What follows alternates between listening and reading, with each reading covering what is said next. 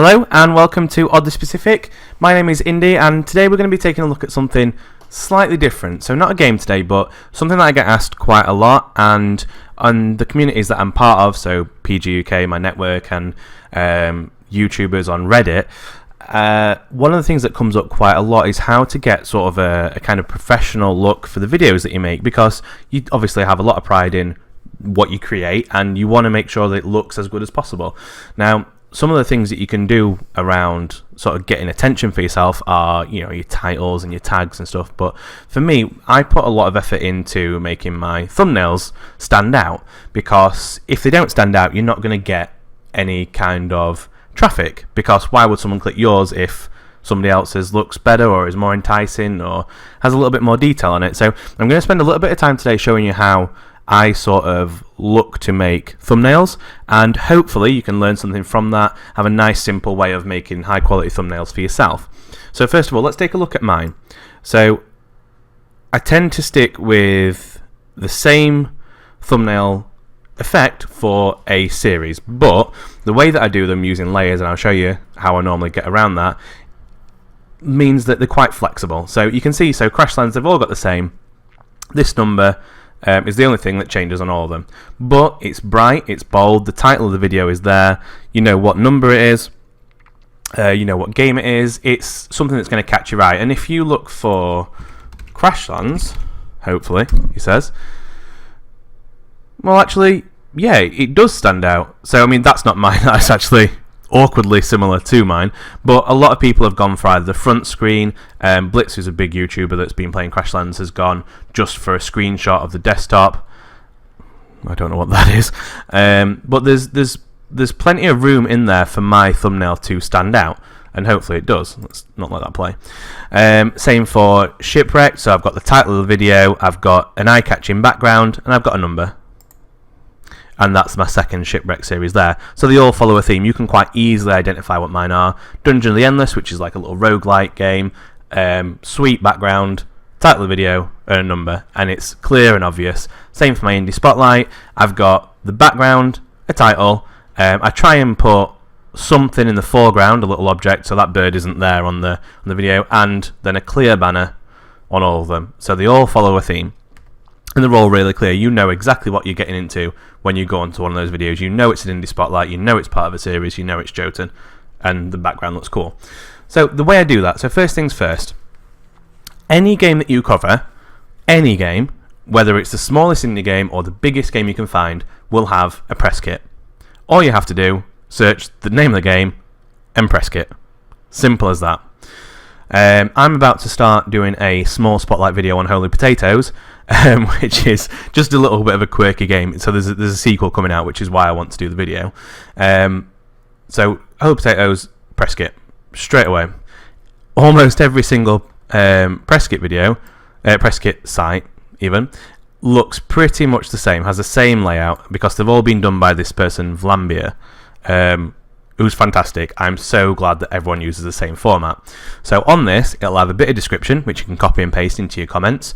It'll have all the contact details that you need. So if you're contacting developers about press copies, that kind of thing, this is always the right email to use. It might not be the one that has on their front page, but if you go to the press kit, this will be the one that is the best one to use. There'll be a couple of trailers. If you're a news sort of site, you'll want to use those trailers.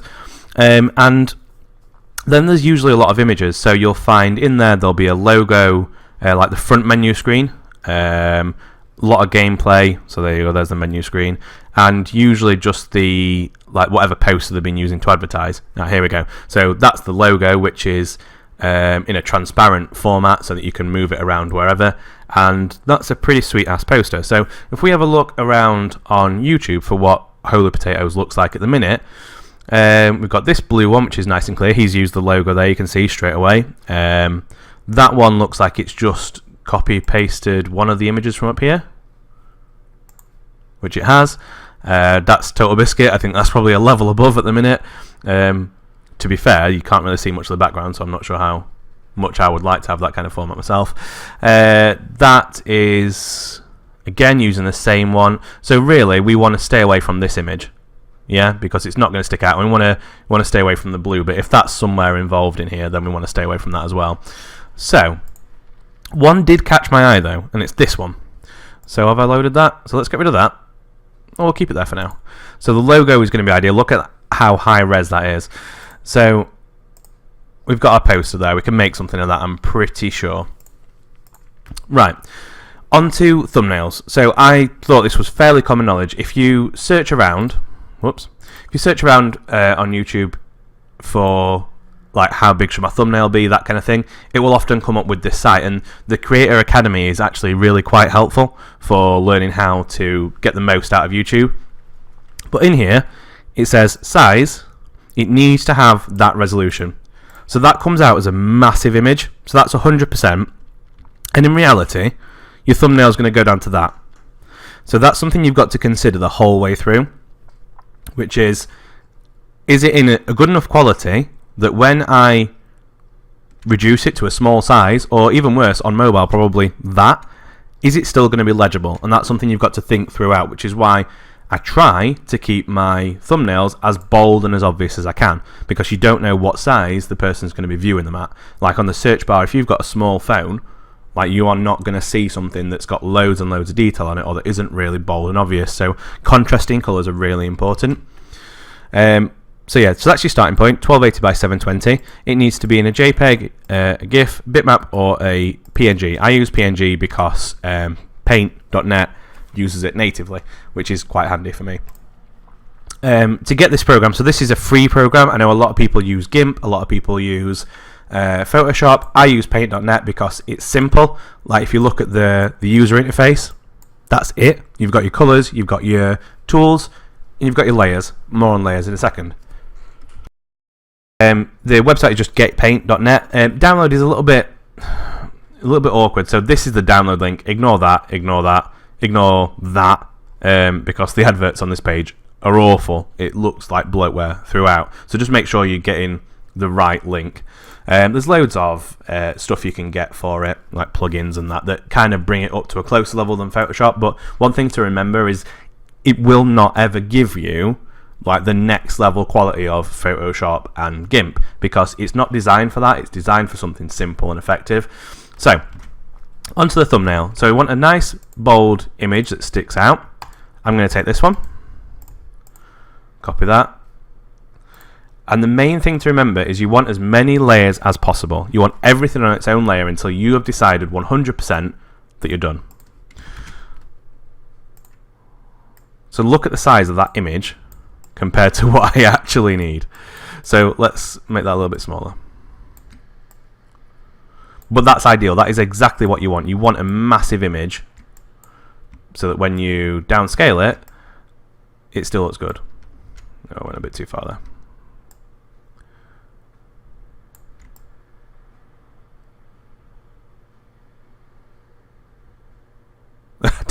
Do we want his crotch? I don't know.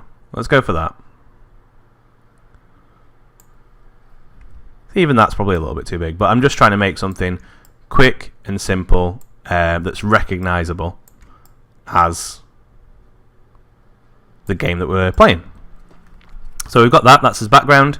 Next thing we probably want is the logo. Again, this is way bigger than we need it to be, but that's perfect. You want it to have that sort of size. All right. Because then when you reduce it in size, you don't have to worry about losing any of the quality. So you might find as you go through that actually that background is a little bit too colourful, because it is all that yellow and everything's the same sort of palette. There's no real obvious distinction between the two, but we'll come to that in a bit. So we've got that. We've got my massive image. I quite like that. I might end up with that as like a background. If you're really lucky, you're decent at drawing. You can do what Sips does and have everything custom drawn, which saves you a lot of problems. Let's leave that up for now. Another thing that's important, super important, is custom fonts. So you could quite easily, for example, use the regular ass fonts that come with, which end up looking something akin to that. Now, they are all awful, without shadow of a doubt. Almost every single font that comes with Windows and your basic installs are rubbish. Now, I can't speak for everyone, so I don't know the way everyone does this, but I tend to look for a font that sort of fits the style. I've got a couple installed already, but you have to make sure that they're free for commercial use. Now, I don't know how many people in the history of YouTube have ever been pulled up for this, but you want to make sure that you're not going to be that person that is getting pulled up for it. So you just search free for commercial use. I use 1001 fonts all the time because they've got a really large repository of fonts that are available for commercial use. It just makes things easier. So we're looking for something. Let's say if I type potato, what comes up? That's not a bad font, but that won't be free. I wouldn't have thought. Plus it's another site. So let's not type potato. Keep it free for commercial use, and we want some sort of gaming, fun, wide font. You can quite easily spend forever looking at fonts. I'm not gonna lie. Getting the right font can be really difficult sometimes, and it can also be helpful. So, for example, if I search Crashlands font, people will have asked the question before. So on here, this is somebody that's asked, what is the Crashlands font? And somewhere down here, main Crashlands font is Chinese Rocks. So that's the guy that one of the 3 developers for Butterscotch Shenanigans, who made Crashlands, are more than happy to provide that font. So you probably actually will see in here, because I use it for my Crashlands videos, I've got Chinese Rocks installed. And if you look at the difference in the just how nice in terms of like visually it looks, it's huge. It makes a massive difference. Again, colour scheme is something to think of. So let's go with black one for now. There's probably a bit of an idea of a theme around this sort of Japanese sun ray thing that it's got going on in the background. I might be able to do something with that. Right, let's go. Let's make that white for now. Obviously, that doesn't stand out. The whole thing, to be fair, doesn't stand out. What you need to do is, if you're in Photoshop, probably use drop shadow. I tend to use outline a lot on this. So all I'm going to do is, well, hopefully this will work, duplicate that layer, move it down for no apparent reason. Go to Adjustments, Brightness and Contrast. So my brightness and my contrast down. You can see on that little one there, it's gone black. That's what we want. And then also stylize, outline.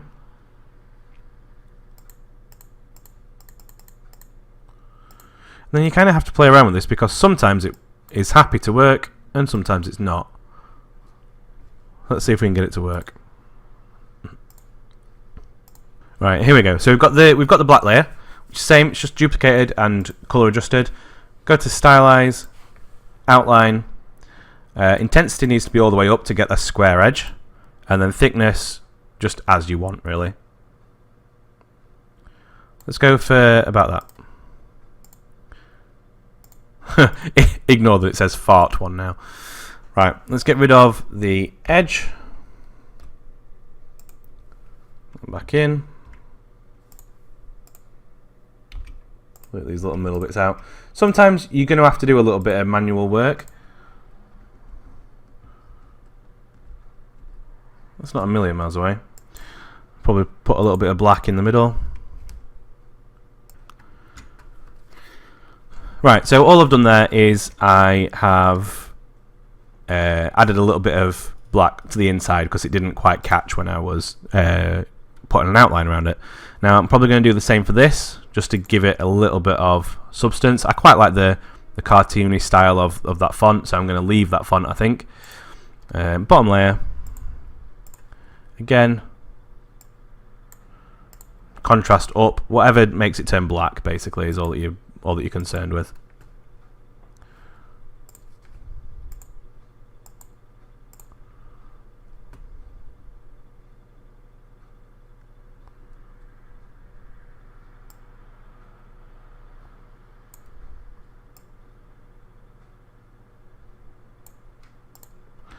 Sometimes that happens. I don't really know why. There's definitely plugins available, but it's a pretty quick fix. You've just got to delete the stuff around it. Gone. And again, just make sure that is coming out black. Probably best just to fill it, actually, to be fair. There we go.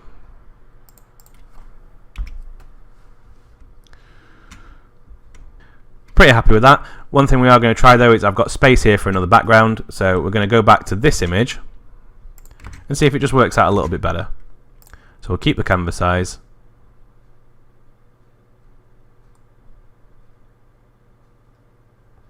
No.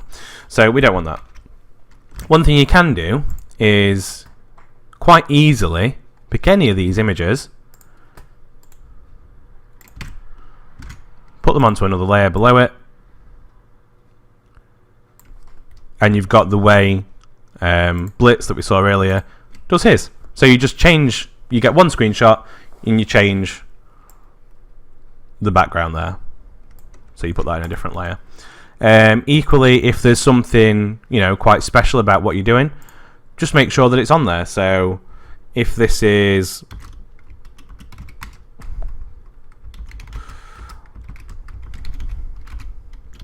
let's say we've got some mega crafting that we've done in there, it's important that that's obvious. So you need to make sure that you put that on there as well. So in terms of making good thumbnails, they need to stand out, they need to be clear what they're about, and also if you've got something that stands that video out from what everyone else is doing, then you need to make sure that it's obvious and it's right there on the front of it. Now, to be fair, I haven't played Holy Potatoes a Weapon Shop yet, so I don't know what the standout thing is. It could be, you know, making legendary tier items, it could be anything. If it's Call of Duty, you probably want to put like the kind of video that you've made. Let's have a look at this.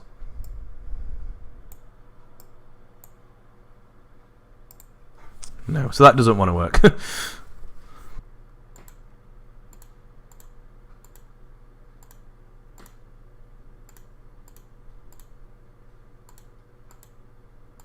Sometimes you'll have to go through and just manually make these black because the outline tool doesn't like having to work with colours. I don't know why.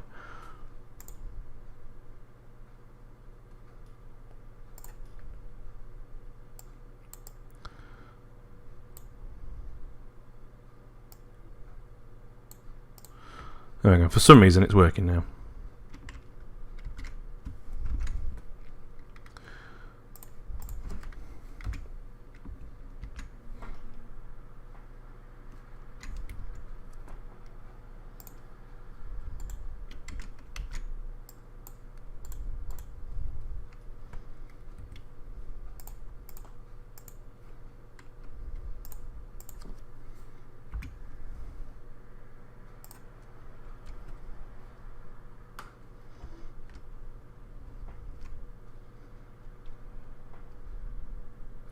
And there we go. We've got something on there that might interest you if you are looking down that video. And even if, like, that is 8% of the overall size, you can still see that logo. You can still see the bit that's going to make you want to click on the video. You can still see what part it is. Equally, same with my other thumbnails. If you want to have branding for a particular series, well, it's there. As small as that is, you can still see the game, the fact that it says Indie Spotlight, and you've got a nice little bit of background. All of that, apart from the Indie Spotlight thing, which is my own branding, is from the press kit. And on here, if I can just show you, this is actually pre-prepared. So I was trying to choose which background do I want. And that's how quick it is for you to check. I had something like 7 on there. And it's the same thing we've ended up with here. So I can take that off now. And I've still got another fantastic image underneath.